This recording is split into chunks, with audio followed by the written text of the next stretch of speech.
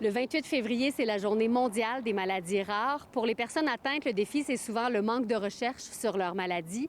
Mais pour la Victoriavilloise Brigitte Pelletier, il y a de l'espoir. Elle est la 3e participante au monde à un projet de recherche de l'entreprise Novartis. Et ça se fait ici, au Centre de recherche du CHU. Le Charcot-Marie-Tooth, ça atteint les nerfs périphériques, donc les nerfs qui vont jusqu'au bout des orteils et au bout des mains.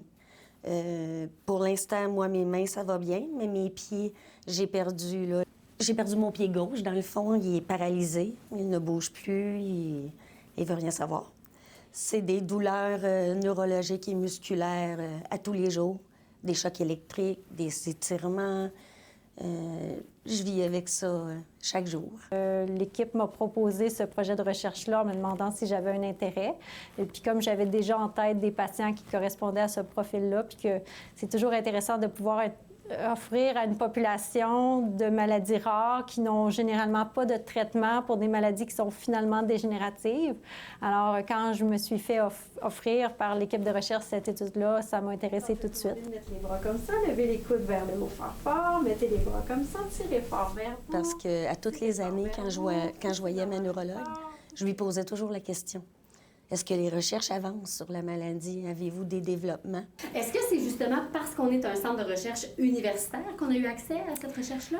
Oui, parce que vraiment, nous, c'est sûr qu'on est plus en région éloignée que Montréal, mais en même temps, le centre de recherche est reconnu avec des équipes qui sont vraiment dédiées. Nous, on est chanceux. En neurologie, on a vraiment une grosse équipe dédiée au projet de recherche, puis il y en a plusieurs qui sont en cours. Parce que c'est très, très, très important pour moi. Donc, oui, moi, la maladie fait partie des raisons. Mon fils, Loïc, qui a 12 ans, qui est atteint aussi de la maladie, fait partie aussi de la plus grande raison pourquoi je fais ça. Pour aider les recherches aussi, parce que si personne ne le fait, les recherches n'avancent pas.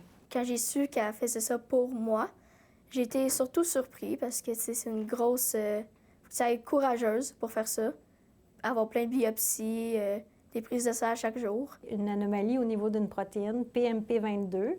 Alors, le médicament qu'on donne, c'est pour modifier l'expression de la protéine PMP22 pour que la myéline soit produite normalement, qu'elle arrête de se défaire, dans le fond. Puis ce que ça implique, dans le fond, c'est quand même beaucoup de... Elle est très bonne.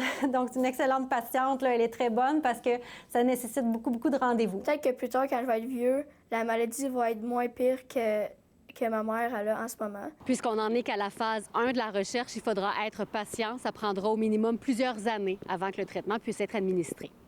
À Sherbrooke, Fanny Lachance-Paquette pour Nouveau Info.